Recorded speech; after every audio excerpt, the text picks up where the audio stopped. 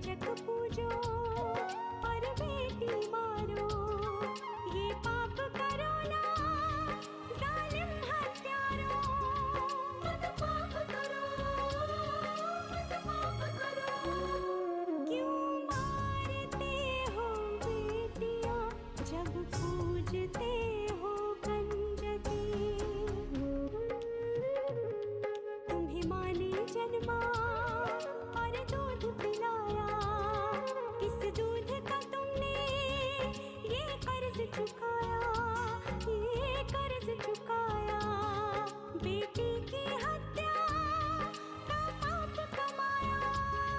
मत पाप करो, मत पाप करो। क्यों मारते हो बेटियां जब पूजते हो कंजकी। बिन बिटिया स्वर्ग अधूरा। देखिए, बाहर से 2 ही बॉटल खून का इंतजाम हो पाया है, हमें और खून चाहिए। तो अब क्या होगा? आपको खून का इंतजाम करना होगा। लेकिन हम कहाँ से करेंगे? आपके रिश्तेदारों में किसी का खून तो पॉजिटिव होगा, आप पता तो कीजिए। एक पत्नी अपने पति को कभी कायर नहीं देखना चाहती। वो कभी नहीं चाहती कि उसका पति उसकी मुसीबत में कभी रक्षा ना कर सके। काश कि लक्ष्मी भाभी हवेली से भागी नहीं होती, तो आज हमारा रिश्ता टूटा नहीं होता। लक्ष्मी भाभी भागती नहीं तो क्या करती? हर पल उनको और उनकी अजन्मी बच्ची की जान को खतरा था।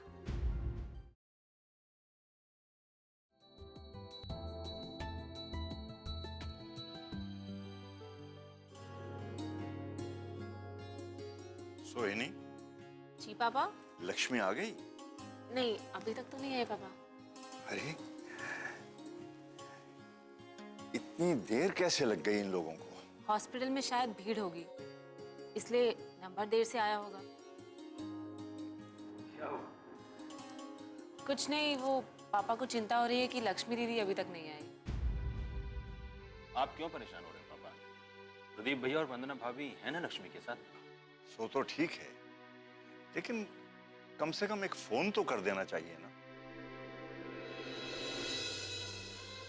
लो, आ गई लक्ष्मी दीदी।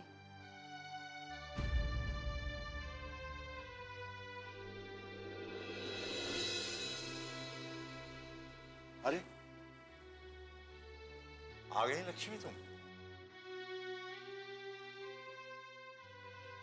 अरे, तुम अकेली हो? प्रदीप वंदना कहाँ है?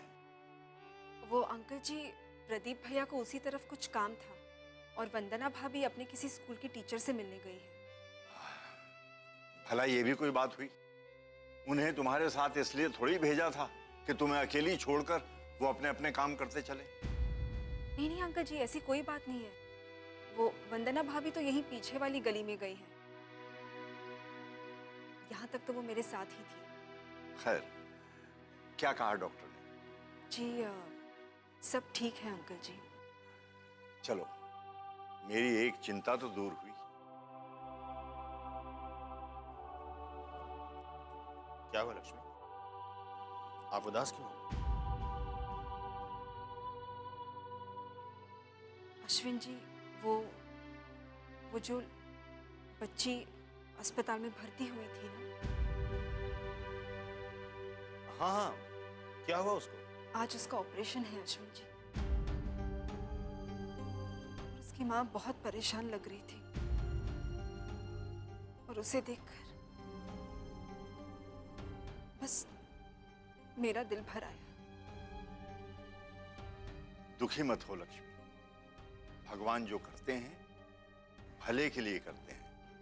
भगवान करे उसका ऑपरेशन ठीक से हो जाए अंकल जी।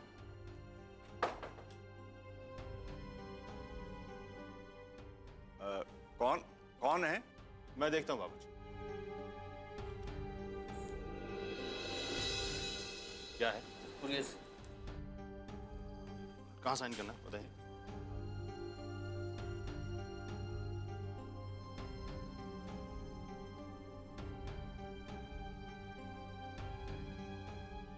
क्या है अश्विन?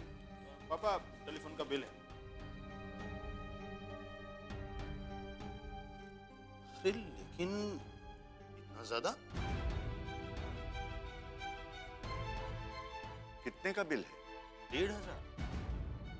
1,500 रुपए का बिल? इतना कैसे आ सकता है? तारीख तो सही है ना? हाँ, देखिए ना, 12 दिसंबर। 12 दिसंबर।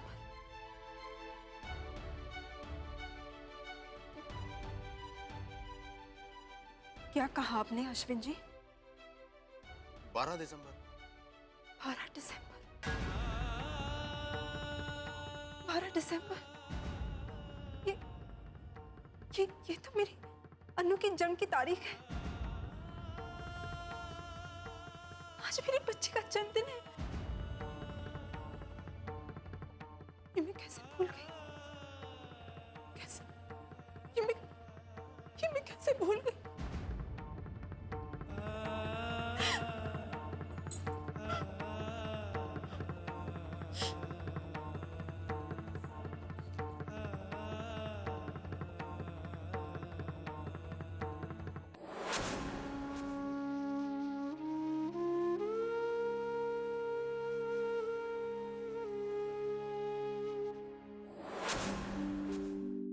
नारायण।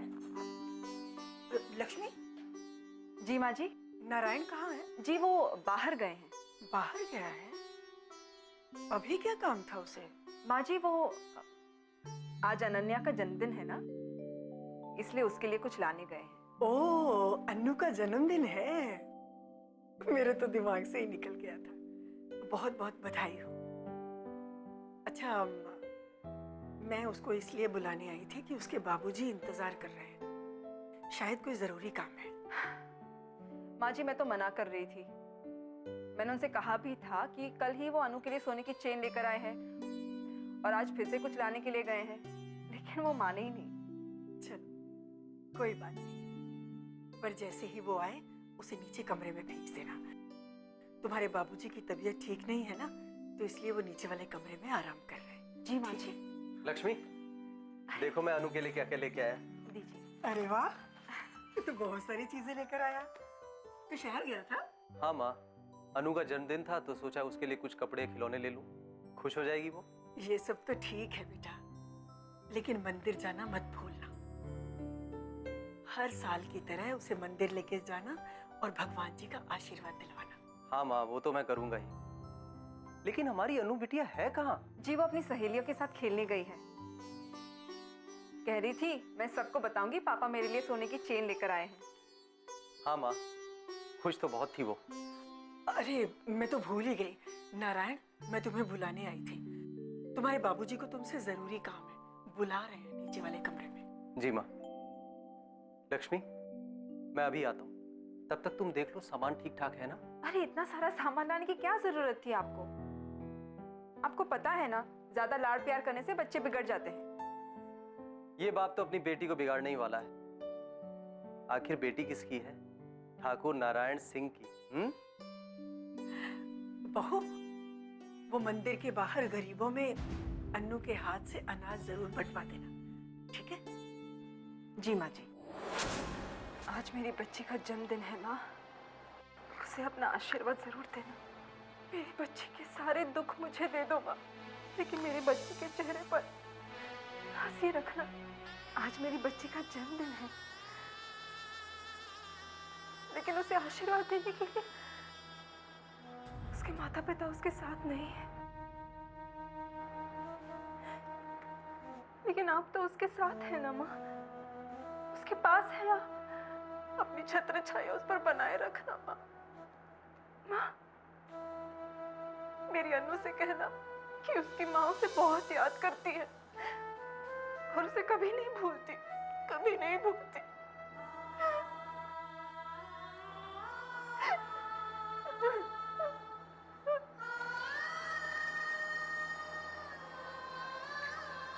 लक्ष्मी।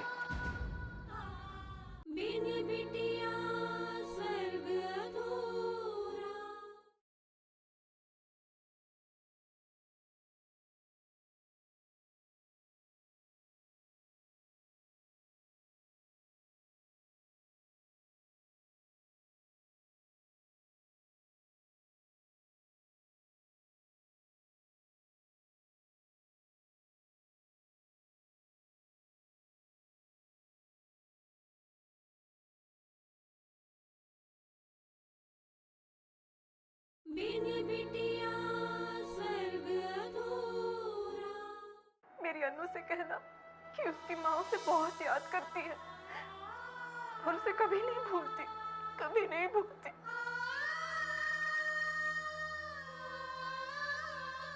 लक्ष्मी,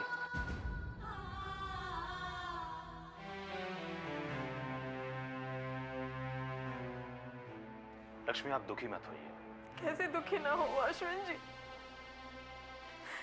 पता नहीं मेरी फूल सी बच्ची से कौन सी गलती हो गई जो भगवान उसे इतनी बड़ी सजा दे रहे हैं। माता पिता के होते हुए भी उसे अनाथ कर दिया।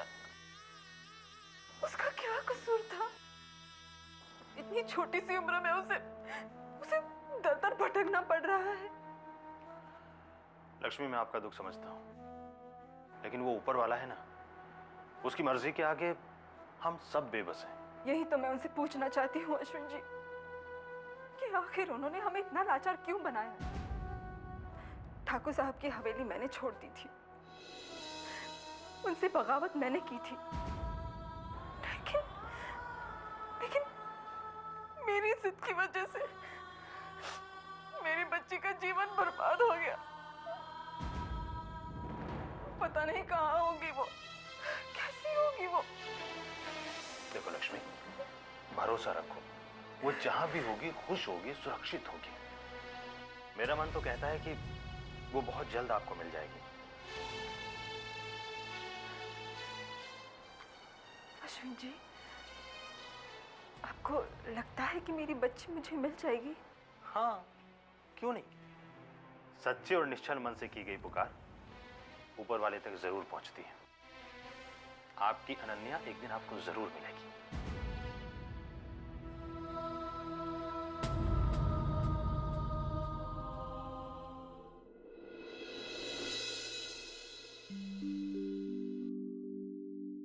नारायण और नंदिनी कहाँ हैं?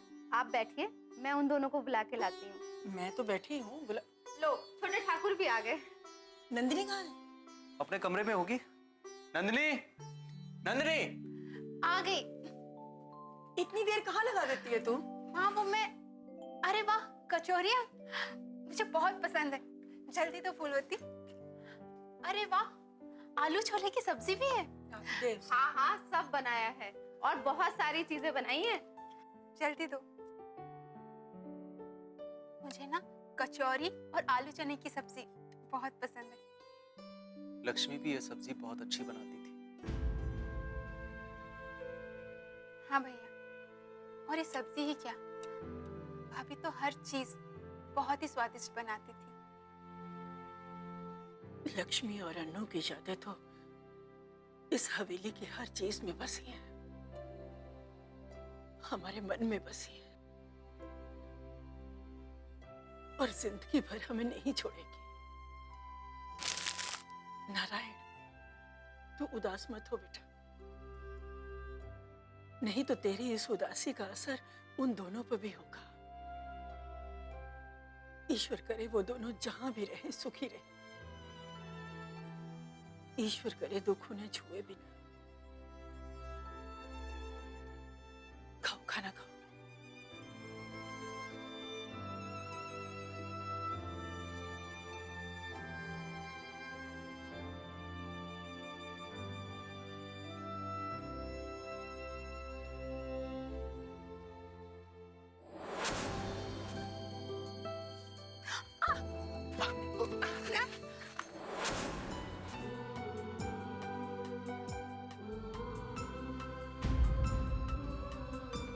तू क्यों मुस्कुरा रही है? मैं कुछ नहीं माँ। क्या सोच रही थी तू? नहीं, कुछ भी तो नहीं माँ। नहीं नंदिनी बहनी, आज आप खुश लग रही हैं। अच्छा? हाँ, मुझे तो पहले ही पता था। क्या पता था? यही कि आप जब हवेली से बाहर जाएंगी ना, तो आपको सब अच्छा लगने लगेगा। और क्या, इस घुटन से बचने के लिए तुम्हारा बाहर जाना बहुत जरूरी था और तू मना कर रही थी। चलो अब तो जा रही है ना, पर नारायण इस बात का ध्यान रखना कि तुम्हारे बाबूजी को इस बात का पता नहीं चलना चाहिए।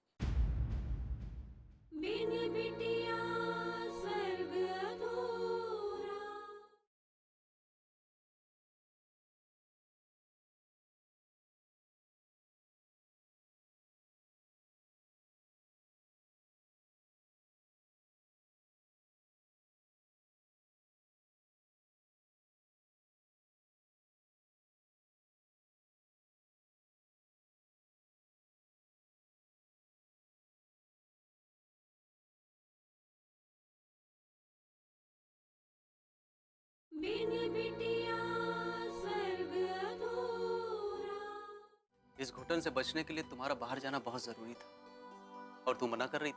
चलो अब तो जा रही है ना, पर नारायण इस बात का ध्यान रखना कि तुम्हारे बाबूजी को इस बात का पता नहीं चलना चाहिए। नहीं पता चलेगी माँ, मैंने मास्टर जी और सरपंच जी को समझा दिया है। और पता चल भी जाए तो कौन सा गुनाह कर रही है? हिसाब किताब ही करने जा रही है ना, कहीं घूमने तो नहीं जा रही। चलो खाना खाओ।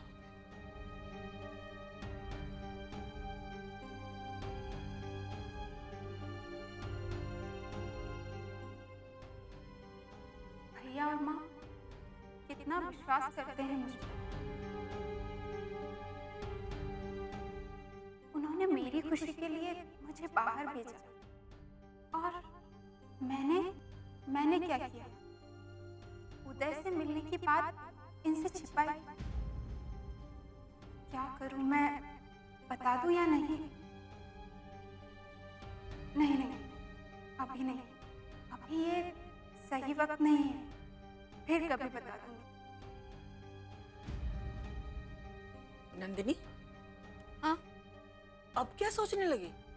कुछ भी नहीं माँ, बस जो भैया ने कहा वही सोच रही थी कि मुझे इस घुटन से बाहर निकलने के लिए इस घर से बाहर निकलना बहुत जरूरी था, बस। सही बात है। चल अब खाना खा। जी।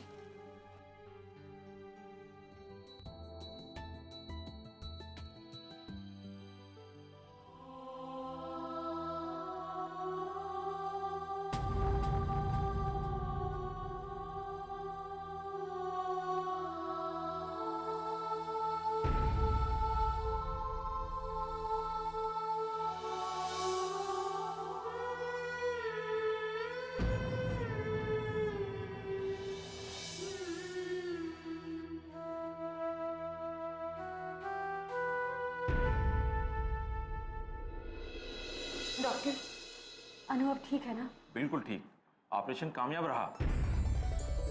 सो much doctor, thank you so much. Anu को बचाकर आपने हमारी जिंदगी हमें वापस कर दी। अरे ये आप क्या कह रहे हैं? हमने तो वही किया जो हम कर सकते थे, बाकी तो सब आप लोग की दुआओं का असर है। ये तो सुशीला जी की ममता ने अनु को बचा लिया। Thank you doctor. हम अनु से मिल सकते हैं क्या अभी? अभी नहीं, अभी हम उसे रूम में शिफ्ट करेंगे, उसके बाद आप जा सकते हैं, लेकिन उसे होश में आने में अभी टाइम लगेगा। अब बस आप उसे वक्त पर दबा दीजिए, फिर देखिए अनु कैसे दौड़ने भागने लगती है। Thank you doctor.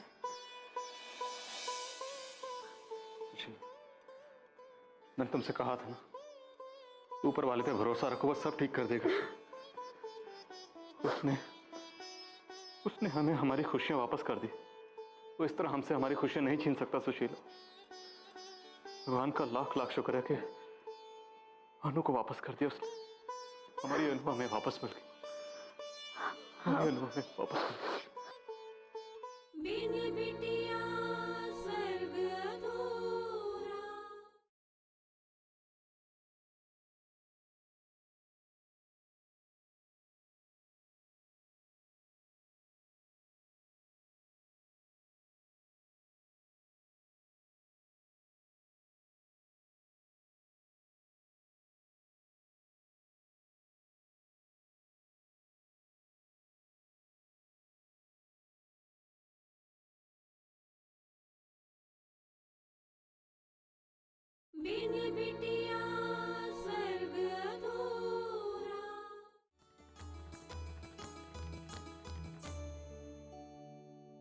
क्या कर रहे हो विराज? आराम से बैठ के खाना क्यों नहीं खा रहे हो? खा तो रहा हूँ। कहाँ खा रहे हो आप सिर्फ खेल रहे हो। चलो। मम्मी मेरे मुंह में है ना, उसे तो खाने दो। इतना आराम से खाना खाओगे ना तो खाना कल तक खत्म नहीं होगा। हो जाएगा। देखा लक्ष्मी, मुझे कॉपीज भी चेक करनी है और ये खाना ही नहीं खा रहा है। विराज बेटा, खाना खाते समय बात नहीं करते, वरना खाना ना गले में अटक जाएगा। चलो चुपचाप बैठ के खाना खाओ। तो आप ही खिलाओ। ठीक है, मैं आपको खिलाती हूँ। भाभी, आप जाकर अपना बाकी का काम संभालिए। वरना फिर सोने में भी देर हो जाएगी। मैं विराज को खाना खिलाती हूँ। Thank you so much Lakshmi. कोई बात नहीं। विराज, आंटी को बिल्कुल तंग नहीं करना, ओके? नहीं करूँगा।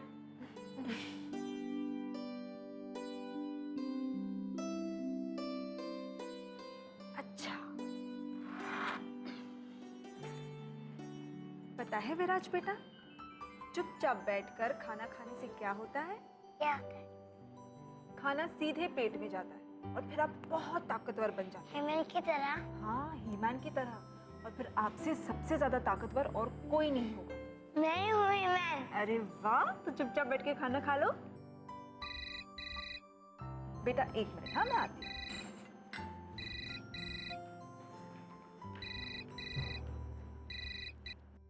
हेलो, हाँ राजन।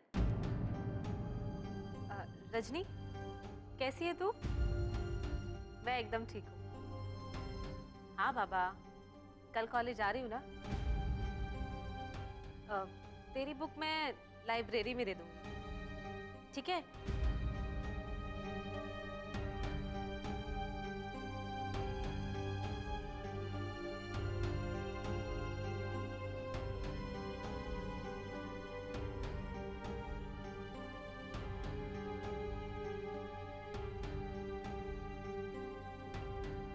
चल अब मैं फोन रखती हूँ। बाय।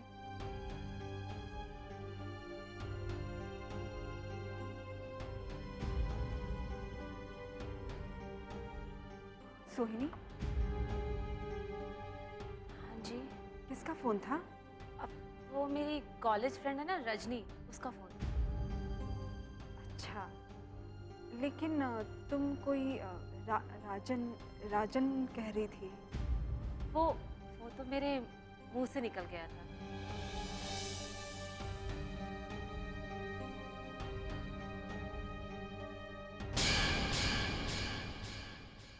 कोई ना कोई बात तो है।